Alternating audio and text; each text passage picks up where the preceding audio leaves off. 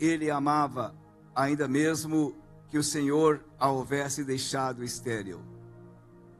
A sua rival a provocava excessivamente para irritar, porquanto o Senhor lhe tinha cerrado a madre. E assim o fazia ele de ano em ano. E todas as vezes que Ana subia à casa do Senhor, a outra a irritava, pelo que chorava e não comia. Então Eucana, seu marido, lhe disse: Ana, por que choras? E por que não comes? E por que estás de coração triste? Não te sou melhor do que 10 filhos? Após terem comido e bebido em Siló, estando Eli, o sacerdote, assentado numa cadeira junto ao pilar do templo do Senhor, levantou-se Ana e com amargura de alma orou ao Senhor e chorou abundantemente. E fez um voto dizendo: Senhor dos exércitos, se benignamente atentares para a aflição da tua serva, e de mim te lembrares, e da tua serva te não esqueceres, e deres um filho varão, ao Senhor o darei por todos os dias da sua vida, e sobre a sua cabeça não passará navalha. Demorando-se ela a orar perante o Senhor, passou Eli a observar-lhe os movimentos dos lábios, porquanto Ana só no coração falava. Seus lábios se moviam, porém não se lhe ouvia voz nenhuma. Por isso Eli a teve por embriagada. Ele disse: até quando estarás tu embriagada? Aparta de ti este vinho. Porém Ana respondeu: não, Senhor meu, eu sou mulher atribulada de espírito, não bebi vinho nem bebida forte, porém venho derramar a minha alma perante o Senhor. Não tenhas, pois, a tua serva por filha de Belial, porque pelo excesso da minha ansiedade e da minha aflição é que tenho falado até agora. Então lhe respondeu Eli: vai-te em paz, e o Deus de Israel te conceda a petição que lhe fizeste. E disse a ela: acha a tua serva à mercê diante de ti. Assim a mulher se foi seu caminho, e comeu, e o seu semblante já não era triste. Amém. Glória a Deus. Amada igreja, queridos irmãos e irmãs, os dias que estamos vivendo, como já mencionou o nosso irmão Felipe, são dias muito angustiosos, são dias de muitas aflições. Eu estava em São Paulo no dia 30, dia 29, 30 e 1º do mês de abril e 1º de maio. E no dia 2 de maio eu voltei para Novo Hamburgo. Estava participando de uma festa muito grande lá em São Paulo, que era a convenção das nossas igrejas do estado de São Paulo. Uma multidão de pastores, presbíteros, obreiros, diáconos, missionários, missionárias, no hotel Água de Lindóias, lá na Grande São Paulo. E no dia 1º nós voltamos para São Paulo, na capital, e realizaram, eu estava participando, a convite, da Assembleia no templo, no grande templo. Estava presente autoridades da cidade, inclusive o nosso prefeito lá de São Paulo. E foi um dia festivo, assim, uma multidão de gente, um calorão, sol assim muito grande, mormaço mesmo. Mais ou menos 8.000 pessoas estavam presentes no nosso grande templo lá em São Paulo, que eram todos os nossos obreiros de São Paulo, com os pastores. Aquela festa enorme. Nem imaginava que aqui estava chovendo já no Rio Grande do Sul, que a gente via pelo celular, né? A gente via que todos os dias, desde segunda que eu viajei, até quinta-feira, até quarta-feira, que eu estava em São Paulo, a chuva estava caindo todos os dias. Mas lá estava muito bom o tempo. Quinta-feira, peguei o avião e voltando para cá, quando passou de Santa Catarina, quando entrou no Rio Grande do Sul, o tempo estava fechado. A gente via que o tempo estava fechado e que as nuvens encobriam o chão. A gente não enxergava nada. Ao chegar em Porto Alegre, quando o avião passou as nuvens, eu comecei a ver o aguaçal. Eu comecei a ver todos os rios cheios d'água. E quando aterrissamos, o aeroporto já estava enchendo d'água. E o importante foi que eu voltei um dia antes do aeroporto fechar. E eu estava com o meu carro estacionado lá no aeroporto. E quando peguei meu carro e vinha voltando, saí já com água lá nas ruas, ali em torno do aeroporto. As ruas também chegavam até Novo Hamburgo, porque a BR-116 já estava alagando, tinha muita água. Mas a gente não imaginava, porque a gente já viu isso muitas vezes, já viu muitas enchentes. Nunca imaginava que fosse acontecer a catástrofe que até hoje estamos envolvidos nela. Eu fiquei pensando como Deus foi bom comigo, né? Como Deus me ajudou, me abençoou, que eu não fiquei mais um dia em São Paulo. Se tivesse ficado mais um dia, meu carro estaria debaixo d'água até agora lá, em São Paulo, como estão os carros ainda. Mas o que mais nos preocupa e o que mais nos abate, a aflição maior que nós sentimos, é que nunca houve uma catástrofe climática, ambiental, como estamos vendo, como estamos contemplando, como estamos recebendo, até o dia de hoje, desde o dia 1º, dia 29 do mês passado, até hoje, as chuvas ainda não pararam e cada vez ficando pior. Eu não tive coragem de pegar o carro e sair nas ruas ainda, mas eu sei, porque a gente tem visto através das imagens, pela televisão e pelo celular, do horror que está. Do horror. Eu tenho alguns pacientes em algumas cidades, eu tenho me comunicado com eles, e só o que a gente ouve é: estamos aflitos, uma aflição muito grande, porque nunca tínhamos passado uma situação como esta. Nunca tínhamos passado. Tenho contato lá com o Eldorado, com o pastor, e também com a presidente da Câmara, foi minha paciente, e mais o esposo dela, que é o genro do prefeito da cidade. E ele me mostrou: olha aqui, pastor, nós estamos aqui todos no prédio da prefeitura, no último andar, o restante está tudo debaixo d'água. Que sofrimento, que horror. Ontem, quando as águas começaram a baixar, estão baixando, a gente viu em alguns lugares na cidade, outras cidades, o horror das pessoas chegarem em suas casas e verem o grande estrago, e verem a grande destruição que houve.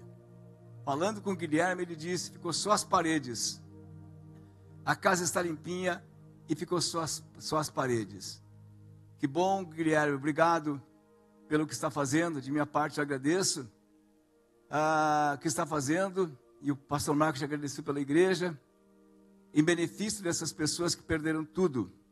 Pouco que nós vamos dar é muito para eles, porque o Guilherme tem para repor ali, mas muitas pessoas, e a maioria, não tem o que repor, não tem o que colocar ali dentro. E eles estão nessa aflição, e nós não temos tudo para dar para eles. Por mais que venhamos a dar, que venhamos a nos dispor a dar, nós não vamos dar tudo o que eles perderam, mas um pouco vamos dar. Eles vão ficar no prejuízo, com certeza. Portanto, estamos vivendo em tempos de grande agonia, de grande desespero, uma pressão psicológica muito grande. As pessoas estão, como dizemos popularmente, com os nervos à flor da pele. A situação é até perigosa. É perigoso até andar na rua, é perigoso se encontrar com muitas pessoas, porque o estresse está lá em cima. E a ansiedade também, de esperar por dias melhores, que passe tudo isso. E já faz mais de mês, irmãos. Um mês de chuva, hoje é 26, né? Daqui a 2 dias tem um mês de chuva, sem parar. A ansiedade é muito grande. Quando que vai parar? O que vai acontecer? O que vamos fazer quando chegarmos em casa? Quando voltarmos e vermos nossas casas? A ansiedade é muito grande. Aquele estresse está se tornando uma ansiedade agora. Eu quero falar hoje, analisar esse texto com vocês, à luz das escrituras, esse texto bíblico, melhor dizendo, à luz dos acontecimentos daquela época. Israel havia saído do Egito com mão forte de Deus, com milagres gloriosos, e se tornado o povo de Deus, a nação santa, o povo escolhido, que Deus guardava, Deus zelava e Deus agia, e Deus estava intervindo em todos os momentos de sua história. Passaram pelo Jordão, receberam como presente a terra prometida, e se passavam já 400 anos do reinado de Juízes. Juízes foi um tempo muito vacilante, um tempo de altos e baixos. De repente o povo estava lá em cima, e daqui mais um pouco estava lá embaixo. Quando o povo buscava Deus, Deus mandava um juiz, e o primeiro juiz foi Otiniel, capítulo 3, parece que do livro de Juízes está escrito. O primeiro juiz, Otiniel, foi um juiz que libertou o povo, libertando da escravidão dos cananitas, e foi um alívio. Mas o juiz morreu. Quando morria o juiz, e o povo não tinha outro juiz que o ajudasse, e quando o juiz não era bom, o povo sofria. Mas sempre que o povo buscava Deus, nesses 400 anos, 430 anos, se não me falha a memória, Deus ouviu do céu a oração e socorreu o seu povo. Porque Deus sempre ouve a oração do seu povo, nos momentos de maiores aflições. Mas foram 400 anos duros, foram 400 anos de os nervos à flor da pele, 400 anos de ganhos e perdas, 400 anos de muita ansiedade, 400 anos de muito estresse, e 400 anos de muita depressão. Quando os inimigos vinham, destruíam tudo. Foi no caso de Sansão, quando ele levantou Sansão, eles pensavam em desistir. Puxa, nós conseguimos tudo, o inimigo levou tudo agora. E Deus levantava um valente, um Sansão, para se vingar dos inimigos, e eles se levantavam de novo. E a história continuou, até que chegou o tempo de o povo já não ter mais um juiz, e não ter um rei, e os juízes só quando eram eleitos, quando eram chamados. Que foi esse tempo que quando termina o livro de Juízes, diz no último versículo, que o povo que não tinha rei, fazia o que bem entendia. Eles não tinham uma liderança. O que vinha na cabeça deles, eles faziam. Eles não tinham um rei, um juiz para dirigi-los nas batalhas, para conquistar as vitórias. O que eles achavam de melhor para eles faziam. Mas existia muita tribulação no meio deste povo, porque não havia um foco para eles. Eles estavam muito atribulados, que não havendo um governo forte, o povo cai. Não existindo um governo que tenha a direção certa para o povo se corrompe. E aquele povo estava vivendo na maior tristeza, na maior angústia de suas vidas. Foi quando surge esse texto aqui no livro de 1 Samuel, que do capítulo 1, começa dizendo que Deus levanta este homem, o Elcana, que era filho de levitas. Ele pertencia à tribo dos levitas, dos sacerdotes, dos que adoravam a Deus. E esse homem casou. E Deus deu uma esposa para ele maravilhosa, chamada Ana. Deus tinha um plano com Ana. Sempre Deus tem um plano com cada um de nós. Deus tem direções para nós. E às vezes nós não sabemos. Às vezes olhamos para o menino, por exemplo, eu olho sempre está perto de mim, para o Davi, para a Mariana. Eu fico a pensar, Deus tem planos na vida deles. O que de melhor eu posso fazer para eles, para ajudá-los a viverem até que esses planos sejam realizados em suas vidas, para que eles possam perseverar e permanecer firme e não se desviarem do caminho, não se desviarem das veredas, não se desviarem das coisas boas. Deus tinha plano através de Elcana e de Ana. Deus enviou Ana para Elcana. Eles eram um casal abençoado, feliz, esperando a descendência, esperando os filhos, para que eles pudessem agir em Israel, para que da família deles, Israel, pudesse receber as direções dos céus. E Deus cerrou o ventre de Ana. Se Deus tinha um plano com Ana, dos descendentes dela, ser alguém que pudesse abençoar e dar a direção de Israel, como vamos ver nos versículos seguintes, por que Deus cerrou o ventre de Ana? Por que Deus trouxe esterilidade para Ana? Impediu que ela se tornasse fértil. Tem coisas que nós não sabemos, mas vamos saber com o desenvolver do tempo, com o desenvolver das épocas, dos ciclos de nossas vidas, nós vamos entender por que alguma coisa aconteceu lá atrás. Deus sempre tem o melhor para nós. E sempre que acontece alguma coisa, não é motivo de nós ficarmos estressados, apavorados e perdermos as rédeas de nossas vidas. E parece que isso começou a acontecer com Ana, porque já fazia algum tempo de casamento e ela não dava filho a Elcana.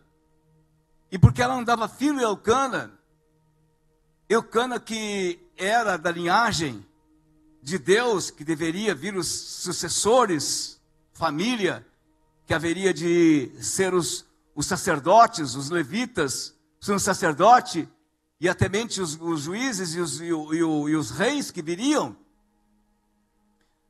Elcana, como pertencia a essa linhagem, tinha o direito de se casar de novo, segundo as leis, para que ele pudesse ter filho.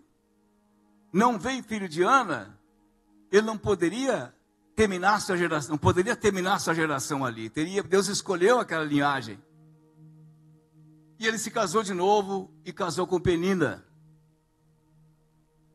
Que dificuldade de entendermos toda o desenrolar dessa história.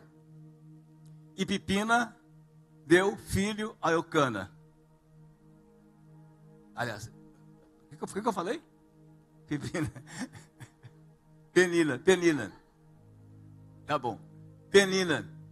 E Penina deu filho a Elcana. Imagina, ela sabendo que era estéril. Porque ela sabia que era estéril. Tanto tempo sem casados e não gerar filhos, alguma coisa estava errada. E ela soube que era estéril.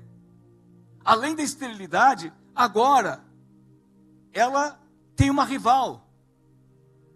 Não era para existir Penina ali naquele lar. Existiu por causa da esterilidade dela. Imagina a responsabilidade, o peso e a tristeza, a aflição que recai sobre esta mulher. Os dias dela eram muito tristes. O estresse estava elevado. Ela estava cansada, porque uma pessoa estressada cansa.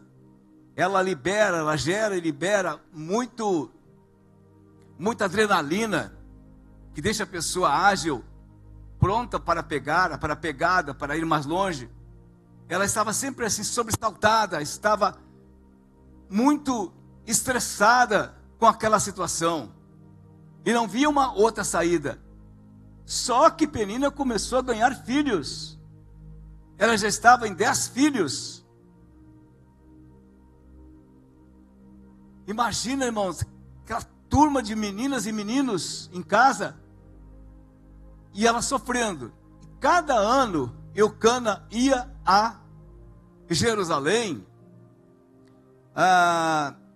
Cada ano ele subia, Eucana subia onde estava o tabernáculo, onde estava o santuário, para oferecer sacrifícios a Deus pela mulher e pelos seus filhos.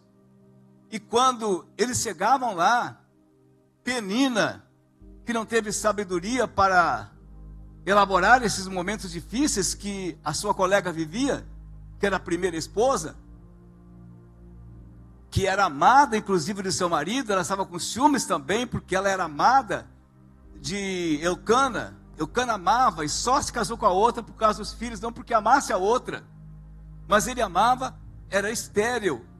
Ele amava, era aquela que Deus cerrou a madre. Que situação difícil. E quando eles chegavam para oferecer sacrifício, Penina começava a rir dela, porque eram levadas as porções para cada filho e a dela, para oferecer ali no templo. Só que Eucana, que amava sua esposa, não podia resolver aquela situação. Como resolver isso aí? Como mandar essa chuva embora?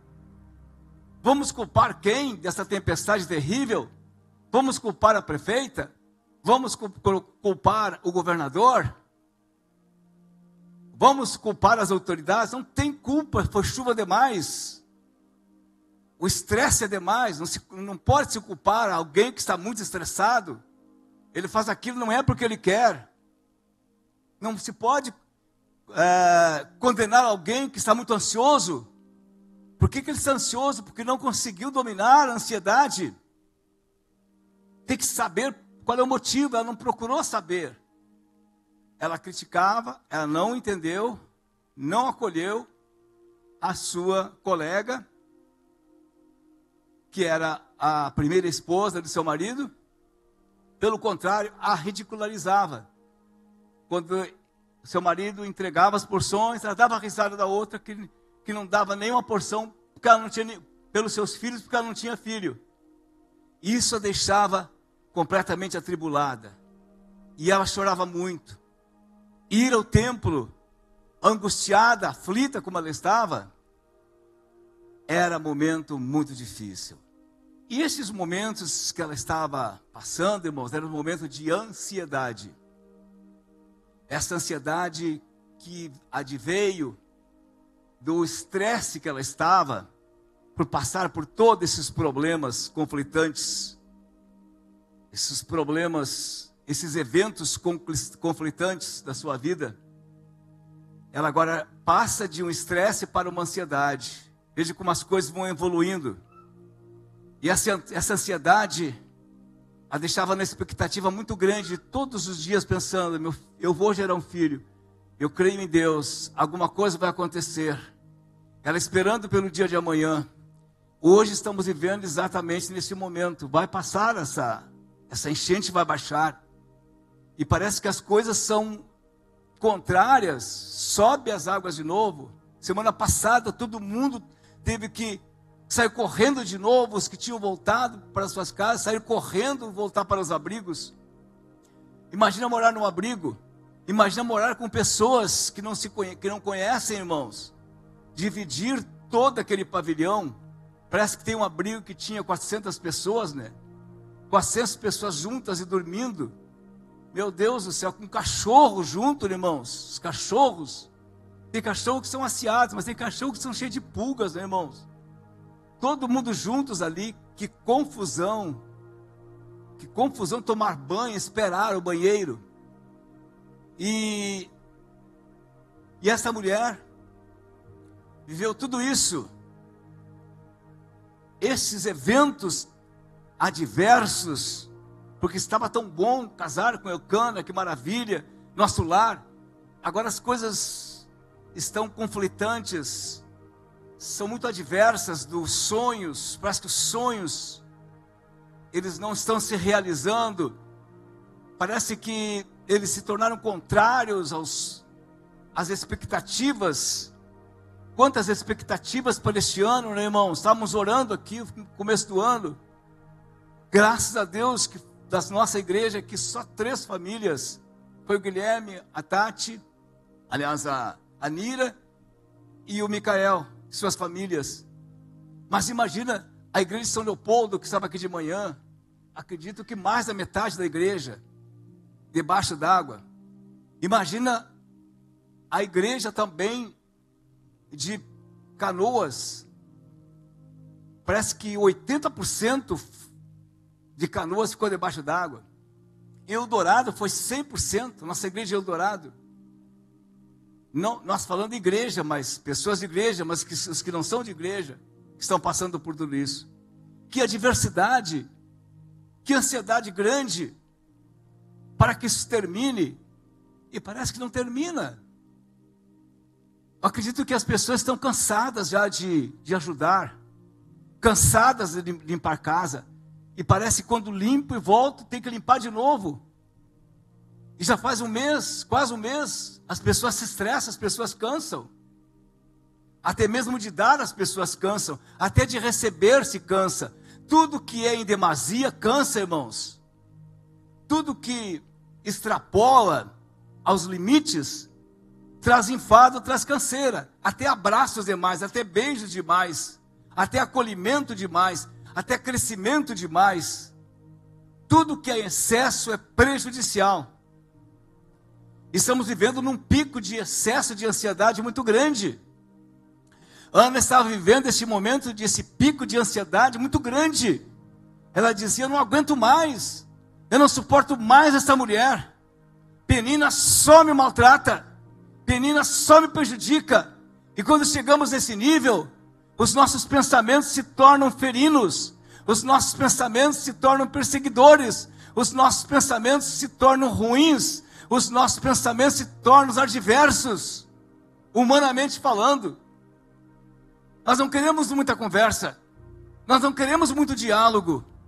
O que nós queremos é nos defender. Parece que esse mecanismo de defesa que nós temos, ele se torna muito ruim agora, e ele se torna já agressivo.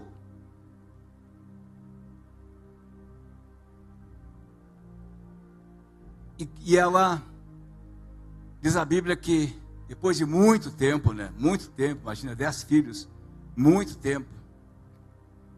Ela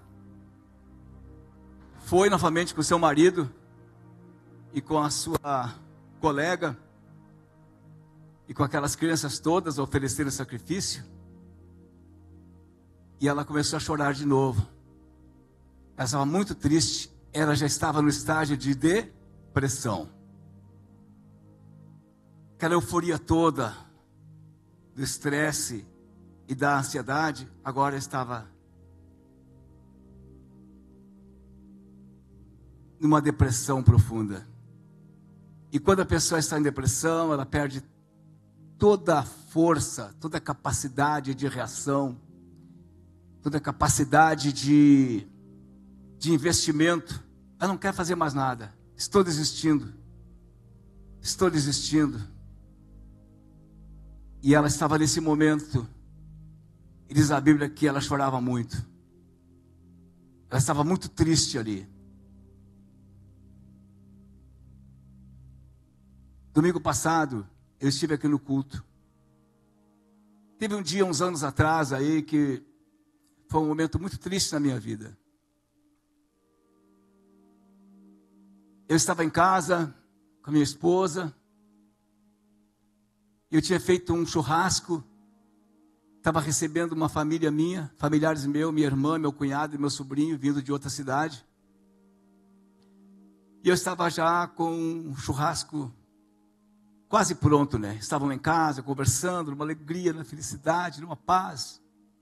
Não havia nenhum evento conflitante, triste. E de repente toca a campainha, toca o interfone, e o guarda disse: seu Milton, tem um senhor que quer falar contigo aqui. Disse o nome, né? tudo bem? Desci. Ô irmão, ô irmão. Ô irmão, ô irmão. Ó pastor, ó pastor. Estou saindo fora. Estou saindo fora. E me entregou uns livros. E eu não sabia se pegava os livros, o que eu fazia, eu olhava para ele, né? Eu digo, ele saindo fora da igreja. Estou saindo da igreja, estou saindo fora. E aí, desculpa, tá? Entregou e abriu o portão, recebi ele no lado de dentro, abriu o portão e ele saiu. Eu fiquei olhando para as mãos, aqueles livros na mão, aqueles livros, né? Que eram livros aqui da igreja. Era uma pessoa importante aqui da igreja. Aqueles livros na mão e aqueles livros na mão. Digo, o que eu faço, meu Deus? Me deu vontade de, vem cá, vamos conversar. Ele entregou, estou caindo fora e saiu. Sim, foi exatamente assim. No seco, como diz, né? Aí eu peguei, subi, entrei no elevador. Cheguei dentro de casa, guardei os livros e me sentei e comecei a conversar e terminou o churrasco. Sabe aquela pessoa que está num lugar só o corpo. Estava só meu corpo ali, né? Eles conversando comigo, rindo, e eu ria profissionalmente, como é que é? Automaticamente, não é automaticamente, mecanicamente. E eles conversando, e eu terminando ali, mas meus pensamentos estavam nesse fato, nesse episódio, eu querendo linkar, o que aconteceu, meu Deus, meu Deus, meu Deus. E aí ficaram em casa tarde, eu já perdi o dia, disse assim, bom que eles vão embora, que eu quero ficar sozinho, eu quero entender o que está acontecendo. Aí eles foram embora, eu quis entender, eu não entendi nada. Foi só isso, nunca mais vi essa pessoa. E ele e a sua família nunca mais botaram os pés aqui na igreja. E eu disse, meu Deus, que momento aflito da minha vida, irmãos. Eu entrei numa depressão. Eu disse, só tenho uma saída para mim. Ficar nessa depressão, chorar amargamente, por ser traído, porque foi uma traição, assim, né? Pessoa que era como um irmão. É muito importante a gente ter essa noção de irmandade, de familiaridade, irmãos. Muito importante, muito vivo dentro da gente. Somos irmãos, somos uma igreja, né, pastor Marcos? Somos realmente, certo? Mas a gente pode ser traído pelos irmãos da fé. Isso é uma coisa que a gente corre o risco, que a gente pode ser traído. A gente pode trair uns aos outros. Eu posso trair alguém, alguém pode me trair. É uma coisa que não passava pela minha mente isso aí, né? Não. Tudo é irmão, é como se fosse o meu irmão carnal. E não era meu irmão biológico. Meu irmão biológico não vai me trair. Mas o meu irmão espiritual pode me trair. Aí eu já tinha ouvido isso, mas não tinha prestado muita atenção. Isso é bobagem, capaz mesmo. Porque a gente não tem isso no coração, né? Nunca pensar em fazer isso. E domingo passado eu estava aqui, eu vim no culto, eu queria vir, Deus estava me tocando, por que vir? Por que vir no culto? Por que não vir? Digo, não é o culto da nossa igreja, é o culto dos irmãos que vêm aqui congregar. Eu estava orando aqui na frente, estava aqui parado, o pastor pregou, um pastor de fora pregou, e quando ele ministrava, eu pregava, sentia a bênção de Deus, eu senti que Deus ia fazer algo. Nós estávamos orando, e o pastor assim, vocês abracem um outro, começam a orar, um momento de aflição, de angústia agora. Aí me veio aquela aflição lá daquele tempo, né? Aquela aflição que estava no meu banco emocional, estava ali escrito, estava ali guardado, naquele banco de dados da minha mente. Aí o irmão veio correndo, todos orando, né? Se abraçou em mim e começou a chorar. E digo, é verdade, pai. Aí veio toda a história na minha mente, né? Eu digo assim, eu tinha perdoado esse irmão, mas não tinha passado por esse momento. E foi um momento assim que eu senti assim, que a gente abraça uma pessoa, não somente, a gente pode abraçar, sim, não é? Mas abraçar mesmo, com os dois braços assim, e sentir o calor do corpo e da fraternidade mesmo da pessoa, quando é irmão, quando é amigo, quando é um pai, quando é um filho, irmãos. Assim que eu assim, te amo, somos iguais, somos juntos, estamos juntos de novo. Eu senti isso com aquele irmão. Eu pude ver como isso é bom, como isso é maravilhoso, quando nós podemos derramar nossa alma e consertar as coisas, e ver que as pessoas consertaram as coisas. Ana precisava passar por esse momento. Ana se precisava orar. Só que ela estava muito voltada por aquele momento depressivo que ela estava passando, porque ela estava sendo prejudicada. Ela não tinha nenhum filho. Ela era a esposa que deveria dar os filhos. Deus tinha cerrado a madre. Ela poderia dizer: não quero mais saber de ficar nessa linhagem. Não vou romper, vou me suicidar, vou tirar minha vida, fazer alguma coisa. Não tem mais jeito para mim. É o que ela pensava antes, certamente, quando via filho atrás de filho vindo, e ela sem nada. Ela disse: vou me levantar. Aqui no verso, não me lembro, está no verso 8.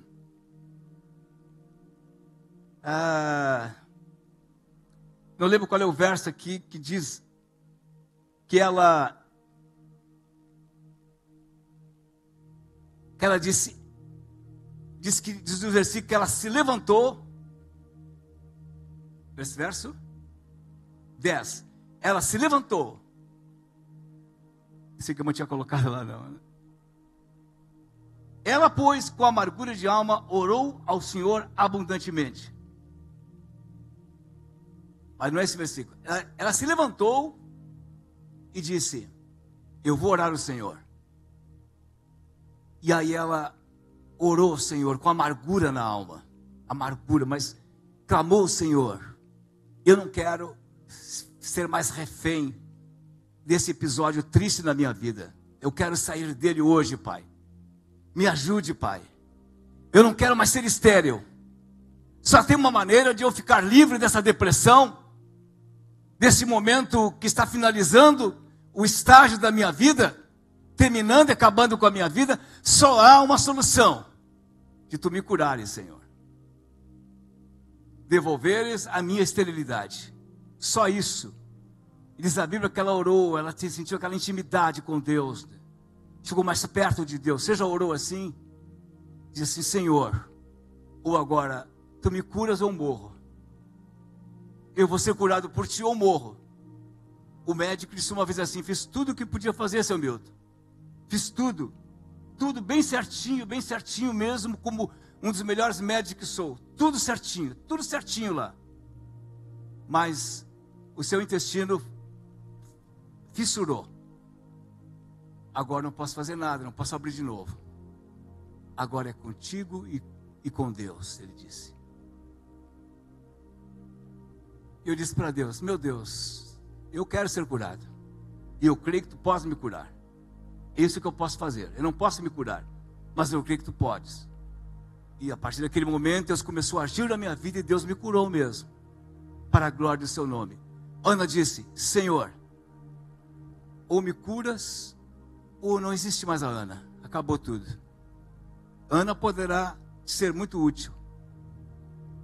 E ela orou ao Senhor, de tal maneira que o sacerdote que estava ali no templo veio e disse: por que estás bêbada, mulher? Estás tonta, encostada? Aí ele disse: não, tua serva não está tonta, tua serva está aflita, está angustiada, está ansiosa e muito aflita. Mas ela orou a Deus dizendo assim: Pai, Senhor, eu quero um filho. Se tu me curares hoje, me deres um filho, eu devolverei a ti. Eu quero um filho, porque era esta era a bênção que ela precisava para se tornar a matriarca daquela família. Um filho. E a Bíblia diz que o profeta veio e disse para ela: mulher, se é assim que está pedindo, que Deus te conceda aquilo que está pedindo. E ela acreditou, diz a Bíblia. Ela acreditou nisso, que na oração dela e na palavra do profeta. A partir daquele momento, ela veio e comeu. Ela que não comia mais. Ela que não tinha mais alegria no coração. Certamente nem dormia mais. Foi embora aquela depressão. Aquela depressão não existiu mais. A depressão tem cura. Quando nós não podemos nos curar, nós podemos pedir ajuda para alguém. Quando nós não podemos dar conta dos problemas e resolver as questões, alguém pode nos ajudar. E sabe quem pôde ajudar essa mulher? Foi Deus. Deus ajudou.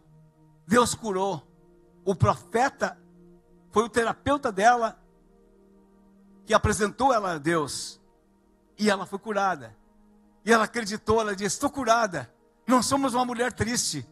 Deus fez um milagre na minha vida. Mesmo antes dela dar à luz, mesmo antes dela ficar grávida, ela começou a se alegrar.